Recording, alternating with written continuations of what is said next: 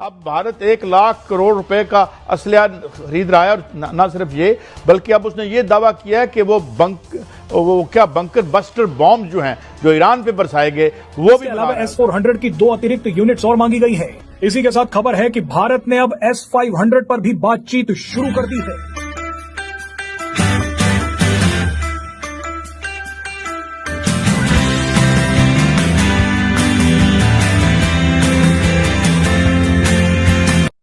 अच्छा, वो जो एक ऑफशूट की बात की गई और उसमें वो जाहिर है कि क्योंकि पाकिस्तान देखें ना आप हिस्ट्री और जो पास्ट है उसमें क्योंकि ये सब जो जमातें रही हैं और खासतौर पर दहशतगर्दी और तालिबान फिर ये कहते हैं कि आप ही इनको बनाने वाले हैं,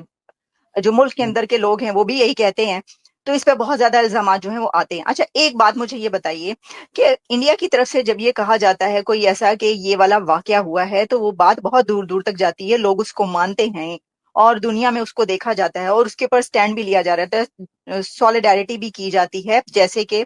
हमने देखा कि नरेंद्र मोदी साहब जब अमेरिका आए थे तो अमेरिका में यहाँ पर जो है उनके साथ जो डिक्लेरेशन एक निकला था तो वो जो है इस बार नहीं, इससे पहले वाला मेरा ख्याल है हुआ था, जिसमें कि पाकिस्तान का नाम उन्होंने लिया था और सारा किया था। अच्छा, लेकिन अब पाकिस्तान में एक हमला होता है, अभी आपको पता है, और उसके ऊपर जो पाकिस्तान है उसने कहा है कि ये इंडिया की तरफ से करवाया गया है और आपको पता है उसमें 16 के करीब फौजी जो हैं उनकी वो मरे हैं और साथ में जो वजीरिस्तान और वो सारा सिचुएशन है, सुसाइड अटैक ये कहा जाता है। मैं तो आपके साथ मुत्तफिक इस सूरत में हूं कि अगर कोई ये समझता है न सिर्फ हिंदुस्तान, दुनिया की कोई ताकत कि हम उसके लिए खतरा हैं और वो हम पे सोच रहा है प्रीएम्प्टिव करने का, तो हमें प्रीएम्प्टिव कर देना चाहिए। जी, मैं आपसे मुत्तफिक हूं और मैं आपको बताऊं नौजवान नस्ल यही कह रही है, होना भी ऐसा क्योंकि वो कुछ और तरह सोच रही है। उसने जो देखा है जी इंडिया का हमारे साथ रवैया, वो उसको एक्सेप्ट नहीं कर पा रहे। 52 सैटेलाइट्स भी कह दिए कि जी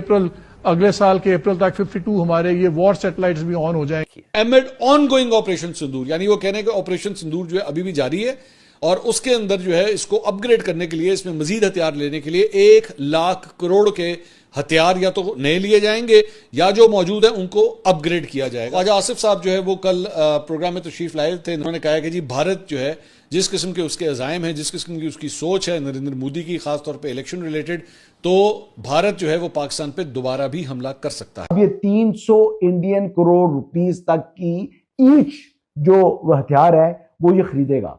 और इनकी हर जो फौज है, चाहे वो बरी है, चाहे वो बैरी है, चाहे फजाइया है, वो इस किस्म की चीजें कर सकती है। और दूसरा आपको सबसे इंटरेस्टिंग बात बताऊं जी, अब मैंने कहा था ना जहाज भी है। अब जो हिंदुस्तान एरोनॉटिक्स लिमिटेड है HAL, इसके सरबराह के मुताबिक 2026 तक जो भारतीय फजाइया है वो कम से कम 6 तेजस जो है इनको जो लाइट कॉम्बैट तैयारे हैं इनको फराम हो जाएंगे। अब 2026 तो ये मार्च सामने हमारे सर पर आया हुआ है और तब तक ये 6 तेजस जो है ये इनको जो है वो फराम हो जाएंगे इंडियन एयरफोर्स को। तो बेसिकली ये जो है वो अभी जो इसमें डिले है, शायद इससे भी पहले मिल जाने थे, अभी जो डिले है, जो कंपनी अमेरिकी कंपनी है उसके पास इंजन की जो है वो शॉर्टेज है। अगर ये इंजन की शॉर्टेज ना होती तो ये अभी तक उनके पास उनके फ्लीट में आकर शामिल हो चुके होते। लेकिन बंकर बस्टर जो बम जो है वो बना रहा है, वो क्यों बना रहा है? क्योंकि वो तो न्यूक्लियर साइट्स जो हैं उसको बरस्ट करने के लिए या उसको तबाह करने के लिए होते हैं। अगर वो इस तरह के घिनौने इरादे रखता है तो हमारी क्या तैयारी है, हमें क्या तैयारी करनी चाहिए? अब इसमें मैं ये बात बताऊं कि आपको ये बेसिकली भारत की जो defence research and development organisation है जिसको DRDO कहते हैं, इसने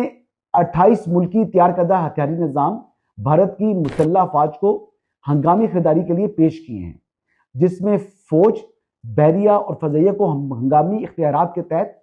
फौरी खरीदारी की इजाजत दे दी है और हर हथियार की खरीदारी की हद जो है वो 300 इंडियन करोड़ रुपए जो है वो मुख्तस है। यानी अब मुख्तलिफ किस्म की चीजें हैं जिन अब इसमें क्या क्या हथियार ले सकती हैं। ये रॉकेट्स हैं, एयर टू एयर और एयर टू ग्राउंड मिसाइल है, फिर जो लेजर गाइडेड बम है, फिर इसमें टॉरपेडोज हैं, ग्रेनेड्स हैं, एंटी ड्रोन सिस्टम है और इसमें जो है वो इलेक्ट्रॉनिक वॉरफेयर के आलात शामिल है। कभी इंडिया की तरफ से, एक तो स्टेटमेंट्स भी पॉलिटिशियंस की आती रहती हैं इसलिए भी, और वैसे भी कहा जाता है कि अगले चंद महीनों में या बहुत जल्द एक और जंग होगी, यानी भारत एक और हमला पाकिस्तान पर कर सकता है। इसके बारे में भी आपकी क्या सोच है? Over to you sir. देखें, एक लिमिटेड जंग हुई जो एक बहुत ही दर्दनाक वाकया था जो यहाँ पर हुआ पहलगाम में, जिसमें टूरिस्ट पे अटैक हुआ। इसके बावजूद ये जरूर सच है कि जो पहलगाम में जो अटैक हुआ, मेरी नजर में वो जाहिर सी बात है वो पाकिस्तान स्पॉन्सर्ड ही था और पाकिस्तान प्लान्ड ही था, क्योंकि यहाँ पर जितनी भी जमातें यहाँ पर काम कर रही हैं, जितनी भी टेररिस्ट ऑर्गेनाइजेशंस हैं, तो ये एक काफी मतलब थॉटफुल रिसर्च और प्रेस और मुख्तलिफ इंटरव्यूज के जरिए ये बिल्कुल अच्छे तरीके से ये साबित हो गया है कि ये सारी जमातें जो है ये पाकिस्तान मिलिट्री एस्टेब्लिशमेंट से लिंक्ड हैं, उनके पैट्रोनेज के अंडर काम कर रही हैं। एक और वजह ये भी है कि कश्मीरियों ने आज तक कभी भी टूरिस्ट पे हमला नहीं किया। ये एक तो कश्मीरियों के मतलब जीन्स में नहीं है, कश्मीरी लोग बहुत मेहमान नवाज है। दूसरी इसकी एक प्रैक्टिकल वजह यह है कि कश्मीरियों की जो रोजमर्रा जिंदगी है वो टूरिज्म से बहुत ज्यादा जुड़ी है, तो किसी भी कश्मीरी के लिए टूरिस्ट पे अटैक करना तो कोई मतलब कोई सेंस की बात नहीं बनती है।